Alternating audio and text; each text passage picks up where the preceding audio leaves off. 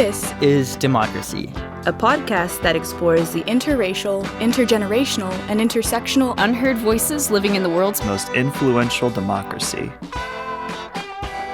Welcome to our new episode of This is Democracy. We're very fortunate today. We have a great scholar, a good friend, an all-around mensch, Dr. Charlie Edel here with us. Charlie is a former policymaker at the State Department. He writes extensively on American foreign policy, on American history. He wrote one of the very best books on one of our most important foreign policy figures in our history, John Quincy Adams. And he has most recently published a new blockbuster book called The Lessons of Tragedy, Statecraft and World Order. He co-wrote this with another historian and friend, Hal Brands. Charlie, it's so good to have you on. Thanks so much for having me on, Jeremy. Before we get into our discussion of U.S. foreign policy, its roots and ramifications, we have with us, of course, Zachary for a scene-setting poem. Zachary, what's the title of your poem? An Old Forgotten Song. Well, let's hear it. There's an old forgotten song they used to play when the day broke through with the sweltering sun over fields of bloodied souls, but I can't remember the words. But I wish I could sing it now in these fields that face a forest of bullets and a fence of carrion cows. I wish I could whistle that tune as I step between the bodies. And I wish I could feel the breeze through the French windows those lost summer morns as I stumbled through this jungle of dying remains. And I wish you could see this America, could see my brothers, sisters fall. I wish you could have been there when we stormed against them all, for it feels as if, and in some way it isn't fair, that I'm the only one who really gives a care. I wish you could see this America, because it feels as if this tragedy is only mine to comprehend, as if I am the only one who's lost, nothing more left to lend. And I wish you could hold my comrade's arm, could feel how gone and cold it feels, could regret the same things that I do, the wars, the broken deals. I don't wish that we forget this ever did occur, because if I must remember, then you all must concur. And maybe it's a good thing to see the weaknesses we share, and maybe it will help us when the guns again do flare. And I hope that we remember this day among all other days, this day beneath the blood-stained roofs, the only shelter from the rays. That's wonderful. It really picks up momentum at the end, too. What is your poem about, Zachary? Well, my poem imagines sort of the point of view of almost like a post-apocalyptic soldier wandering through this sort of tragic battlefield. And it's really about how tragedy can help us, but also how we can move on from tragedy, and how it's really important that we don't forget things like that. Wow. I think there's a really serious point in that, and it's really the main point of your book, Charlie. Why do you think a sense of tragedy is so important when we think about foreign policy? I think it's really important because as historical memory has grown from the last time we had a major tragedy, and I'm talking about a full-scale buckling of the international order, great power war, human suffering unfolding on a massive canvas. The last time that happened was nearly 75 years ago. The last time that we had great power competition was nearly 30 years ago with the end of the Cold War. And so as memories begin to fade, we become forgetful of the reason that we take on the exertions in the first place. And we forget that the American-led order or the international rules-based order or the liberal-based order, whatever it is that we're talking about, was actually set up looking backwards as much as it was forward, and that it was in the aftermath of a tragedy that you actually, as a community, would be willing to take actions that were not natural in order to stave off greater tragedies. So in a sense, the experience of sacrifice, the experience of great difficulty, disciplines and in some ways encourages creativity. Is that your argument? Well, that is the argument, although of course not universally, right. Because the great exception is what happens during the post-war period, or rather the interwar period between the 1920s and 1930s. After World War I, basically. Exactly, because it is possible that you can be so scarred from tragedy that your reaction is to forget about it, pretend that it didn't happen, and imagine that it can never happen again. Mm-hmm. And actually, I was thinking about this terrific poem that we just heard from Zachary as he was reading it. And Zachary, I don't know if you read the opening to chapter 3. You guys can't see when you're listening, but he's looking like maybe not. But the opening to chapter 3 is actually your poem. in a different form. It is Oliver Wendell Holmes Jr., America's most famous jurist, and he's giving the most famous Memorial Day speech ever. And what he's doing is talking about all his fallen comrades, because he was a young soldier during the American Civil War. And he's talking about remembering them, always remembering the sacrifices, remembering what they undertook to preserve, protect, and enhance American democracy is what has to be in front of them. Right. It's almost as famous as the Gettysburg Address, right? Which is, of course, another memorial address on the Gettysburg battlefield in 1863. Almost as famous. Almost as famous, right? Now, Charlie, why does this matter for foreign policy? For many of the individuals who make foreign policy don't speak about tragedy, right? They often talk about economic interests. They talk about military power. Why does this matter for foreign policy? Well, it's a mindset more than it is a policy prescription. I mean, this book concludes not with policy prescriptions, but a discussion of first principles and about why we do the things that we do. And it matters, I would argue, because without this realistic sense of dangers that abide near us and oftentimes are more present than we might expect, it makes less sense for America to undertake some of these unnatural actions that it takes. I mean, it's a perfectly normal reaction for Americans to question, why do we have alliances? Why do we have military equipment and service members stationed around the globe? Why do we leave the American economy open at the near term, sometimes medium, and sometimes long-term expense to certain American workers and industries?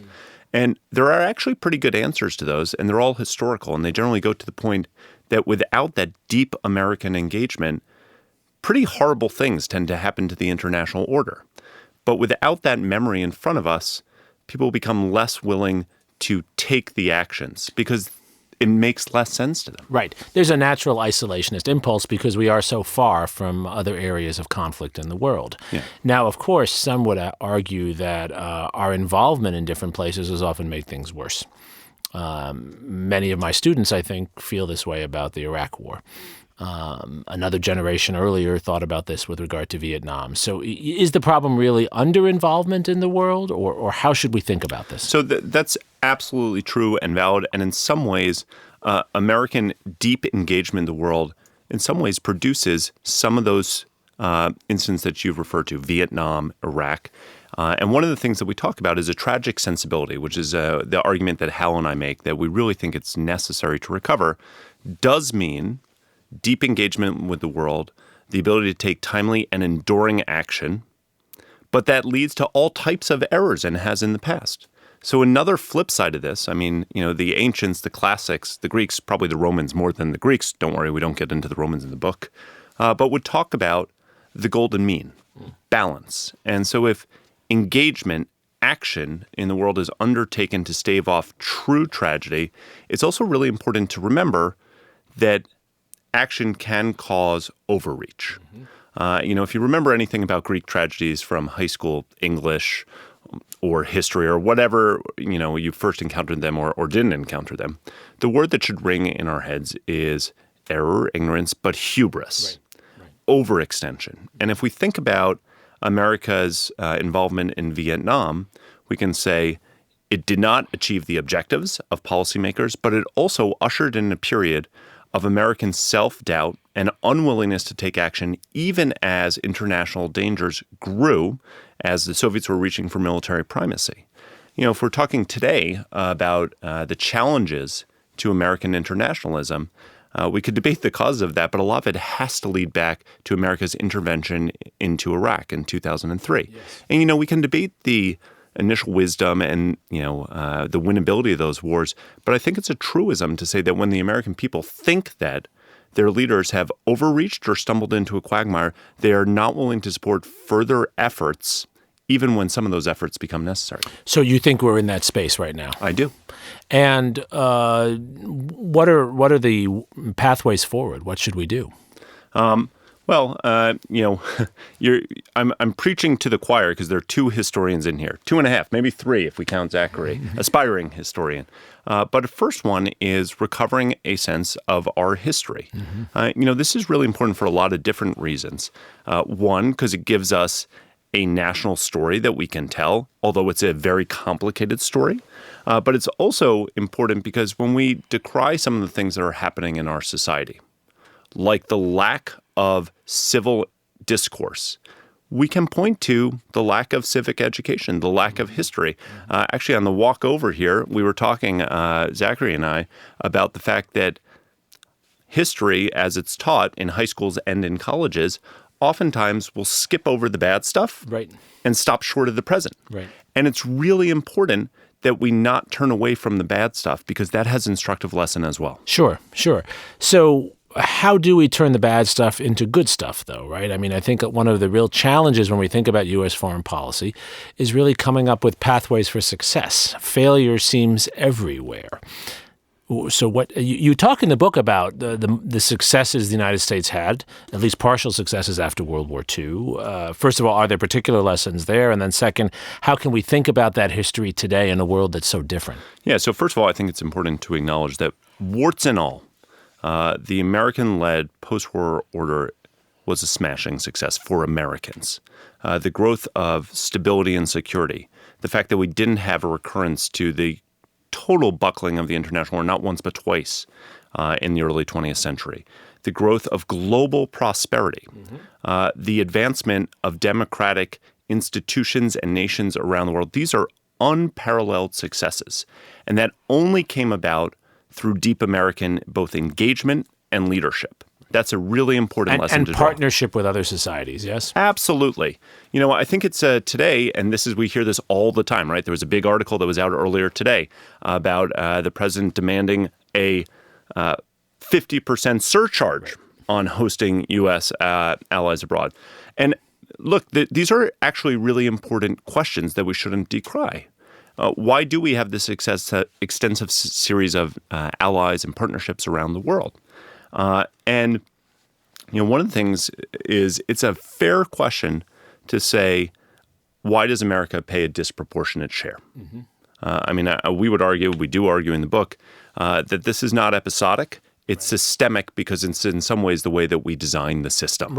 Right? To stop some other historical rivalries in Europe between Japan and South Korea.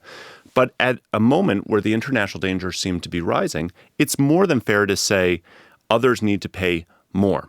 But the part that seems to be missing from the conversation is that is likely to happen only with the secret sauce, only with the missing ingredient of American leadership. Because without that, if you are a smaller state on the periphery and you are close to an authoritarian that's poking you externally and reaching into your democratic institutions, why would you stand up without the idea that you would have support?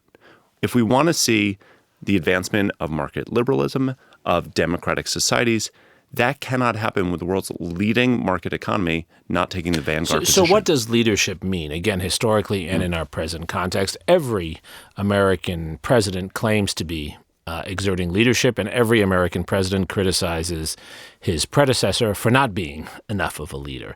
What in your study, what really makes for effective leadership? So 2 things here. The first is, and you're exactly right to point to this, that we tend to not learn but overlearn the lessons of history. Right? In some ways, it's why we kind of swing almost wildly back and forth between doing too much and doing too little. So one thing is to realize that there's no perfect formula for curing this. You can't really figure out how to calculate the cost of action against the cost of inaction, but it's appreciating that there's danger at both sides. Yes. But a second one, and this speaks to your leadership question, is noting that consistently it has been a tough sell for American presidents, for American political leadership at multiple levels to make this argument. Yes. It is erroneous to think back to that golden age of the Cold War, which wasn't so golden, by the way, and think that, wow, there was really this giant bipartisan consensus and the American people were completely and always behind this. There were great challenges to this. Yes. But the constant factor was that senior political leadership, I'm really talking about the president here, recognized, whether or not they came into office that way, that it was American leadership that helped to stabilize the order, and that they had to go against the grain of natural impulses to play less involved of a role. Right. So you always had American presidential leadership making the case rhetorically to the American public that it was in their interests to support this. Right, educating the public. Absolutely. And also pursuing a set of longer-term interests, not the immediate pocketbook gains that the United States might have been able to get in the short term. Exactly. Zachary? So if I understand your point, what you're saying is that tragedy helps remind us of the leadership role that we play. But isn't there a significant amount of it that's geographic? Because if we think about it, America has always been a country that's surrounded by peaceful borders for most of its history. And how does that play into this sort of like naive view that America is always safe, even though in like a growing world it is not? Well, you nailed the question, Zachary, right? Because I would quibble with you, and you even got it, right? That America has always been secure and safe only because I think back to the early 19th century and John Quincy Adams, when America was a young republic, it was not that way. But as you allude to in your question, America is a really geographically, seemingly, and actually I would say, secure nation. One of the great geopolitical blessings that America has gotten is that Canada's our neighbor to the north and Mexico's our neighbor to the south. Right. And we have got 2 oceans between us, 3, depending on how you count if you look up north, too. And so how do you make this argument to the American people that their fate, their security, their prosperity, the realm in which their values and their thinking about democracy are safe is intimately tied up with what happens over there? Second point, though, and I'm glad you brought up tragedy again, because I think we've wandered too close to the present. The book starts not with the present, but with the ancient past. Yes. And we have this puzzle at the beginning that here you have ancient Athens, in some ways the most high-achieving civilization that we think of historically, right? A navy that was the best one in the world, an empire that spanned the Mediterranean, a relatively liberal democratic system that was the pride of its citizens, and that we still look at and marvel at today. And yet, the Greeks, the Athenians, were obsessed with tragedy. That doesn't seem to make sense. Actually, every year they would gather together. The public funds would fund all of their citizens going to the theater benches and watching plays where horrible things happened. That doesn't seem to make sense. But the argument that we really unroll in the book is that they wanted to do this on purpose because it was the Greeks' conception that the only way to avoid tragedy was to think constantly about it and therefore as a community decide what actions you had to take collectively to stave that potential outcome off. And you say so nicely in the book that we can't all sit as Americans on theater benches today. So what's the contemporary version of that? Your books, other historians' books. Thinking about American history a lot. I don't know if that's a good enough answer. I think it's a great answer. I'm sure you do. So do I. But it's important that, it's true, right? We can't all get into the theater together. And if you even think about the Athenian tragedies, they're a little weird, to be honest. Yeah. And oftentimes they dealt with a mythological past to make odd, oblique references to their present circumstances. But the good thing for us is we don't have to look back to a mythological past. We have a very real past that's so real because it's so instructive. Yep. So we just need to recover some of this history and put it in front of us because the alternative is really awful. Right. The alternative is we'll understand tragedy because one will come at us. Right. So this is how can you get ahead of this? It's by being historically informed. Better to read about it than experience it. Absolutely. But how does the average American voter who taps into almost this like island nation, even though we're not, but like almost an island nation mentality, who feels almost isolated from the rest of the world, how does that voter going to understand the importance of American involvement in the world when they see their job being lost and we're sending money to help to keep our soldiers overseas? That's a tough question, and it's a vocabulary question that I think we've struggled with, policymakers have struggled with. And so first of all is to simply acknowledge the fact that this is a leadership question, right? Things don't organically pop up. People have to debate them. We have to see what's in our interests, what we're going to push against, but that only happens with leaders making arguments. And so I would say that when I served in government, I did it too. I was at fault, right? I would say, Mr. Secretary, you have to say in defense of the liberal international order or the American-led order or the rules-based order, and that convinced nobody of anything, right? And so part of this is getting down from the theoretical level because rules-based order, international order, sounds pretty abstract, sounds pretty theoretical, but actually has real implications, and has real implications not only for the values that matter, I would argue, most to Americans, but also for their pocketbooks, also for their sense of security. And so one of this is beginning to recover a vocabulary for how this matters to the average citizen. So speaking of public education, we have a couple of student questions here. We always like to bring students in. Our first question really gets at how we communicate as a society, especially with new technologies and social media. This is from Zachary Padilla. Technology has made it easier to interact with the rest of the world. However, doesn't necessarily make these interactions positive. How has social media affected America's foreign policies? Zachary, that's a really broad question, but it's one that I think is going to come at us even quicker and quicker. And, we're actually taping this here in Austin as South by Southwest is going on. And I think your question gets at the heart of it. I was meeting with some friends who are there. I'm not nearly hip enough to really hang out at South by Southwest. None of us are. None of us are. That's why we're hanging out here. Yeah. But I said, hey, am I off that I feel like when I was looking at the lineup for South by Southwest, we've had like a lurch and a shift, that 2 years ago we were still talking utopia. Now we're talking dystopia. And so how does technology affect U.S. foreign policy? Well, technology is agnostic, right? It can be used for good or for ill. And Jeremi, we were talking about this earlier today, that in some ways the first movers on any new method or mode of communication are disruptors and often those who have pernicious effects because they've mastered it before others. But the second wave of communicators begins to figure out, how do you harness this? How do you begin to think through how you can communicate and reach out to average people? I mean, to put it down a little bit more in the weeds to your question, Zachary, it's an amazingly powerful tool that the average citizen, the average global citizen, and someone who might feel like they're totally disempowered actually has the tools to communicate with really senior people. Right. That's pretty empowering, and that can put issues in front of people that haven't been put before.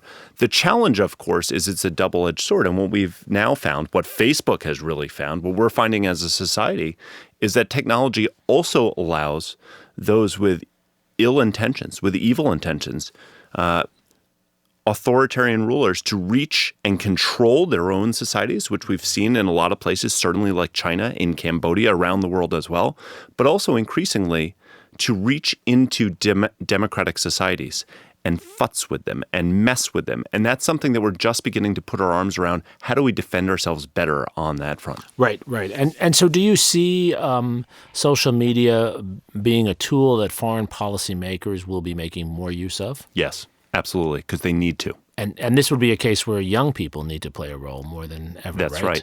And young people, because we hope that young people with their ingenuity can help us defeat, A, old people who don't have good ideas, but B, Russian bots who we need to push back on.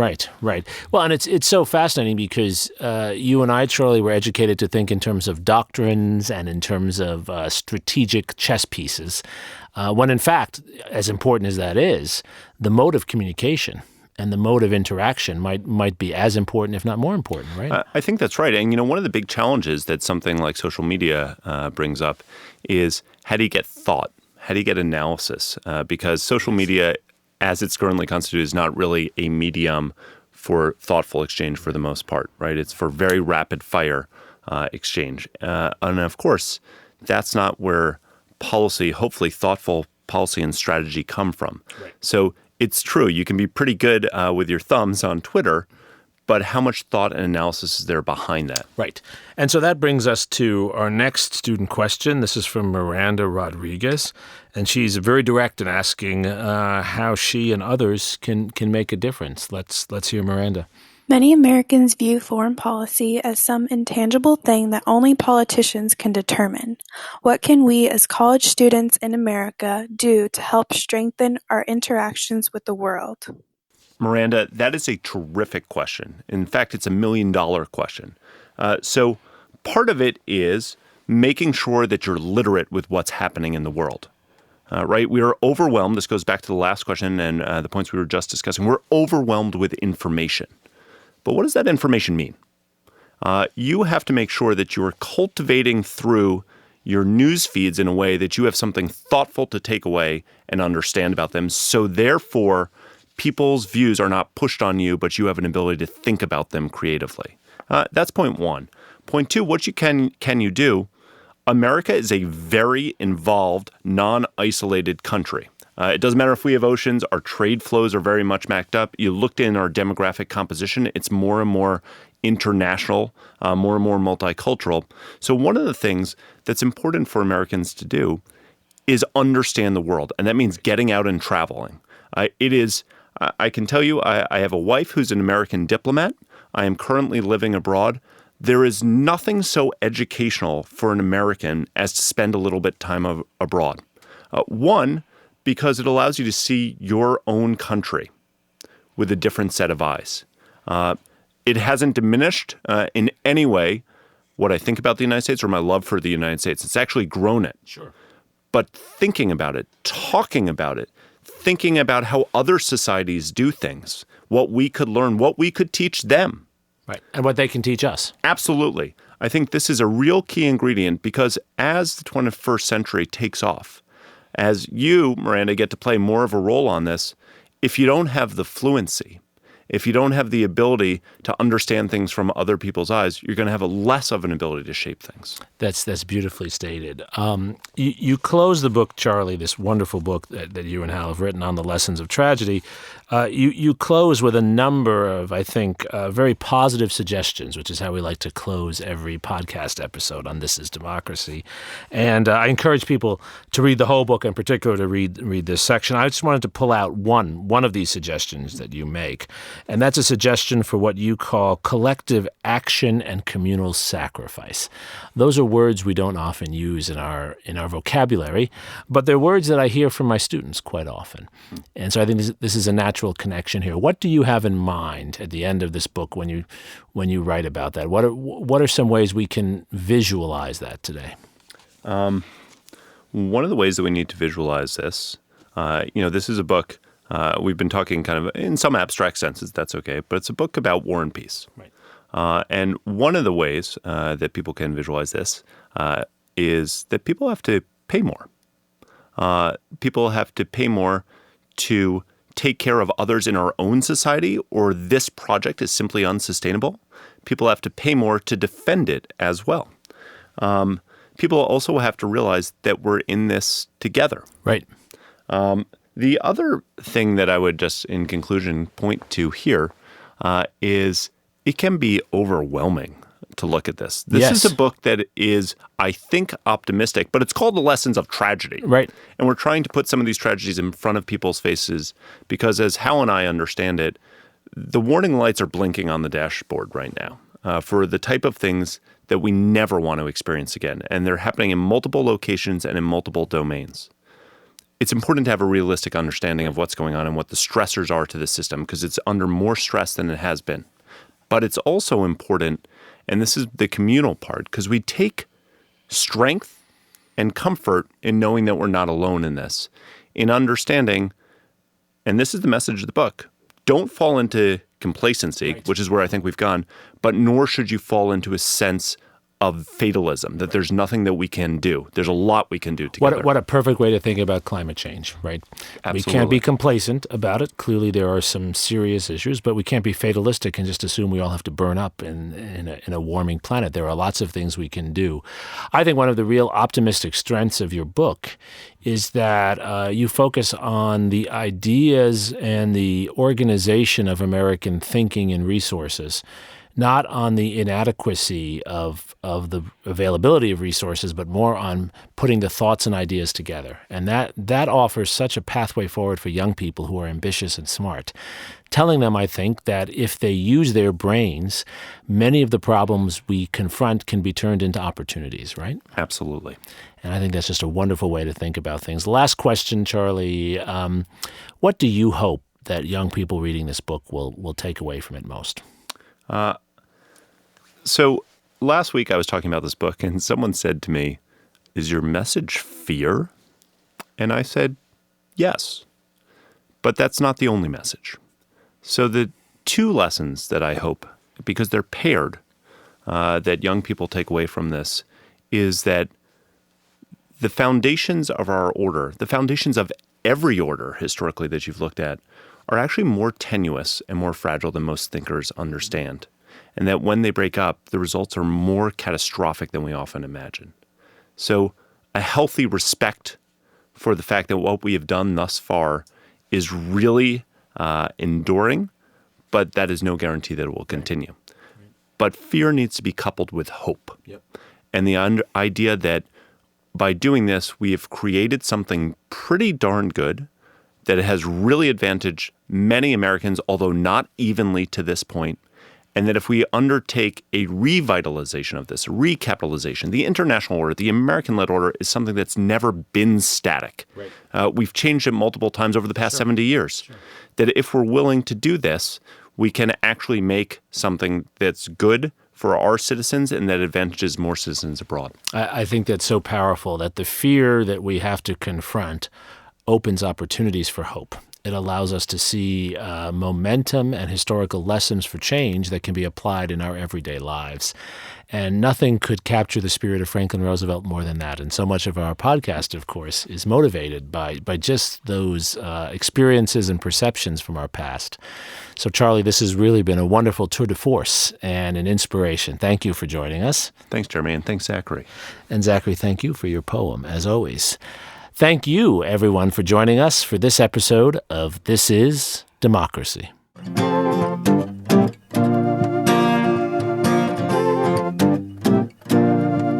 This podcast is produced by the Liberal Arts Development Studio and the College of Liberal Arts at the University of Texas at Austin. The music in this episode was written and recorded by Harrison Lemke, and you can find his music at harrisonlemke.com.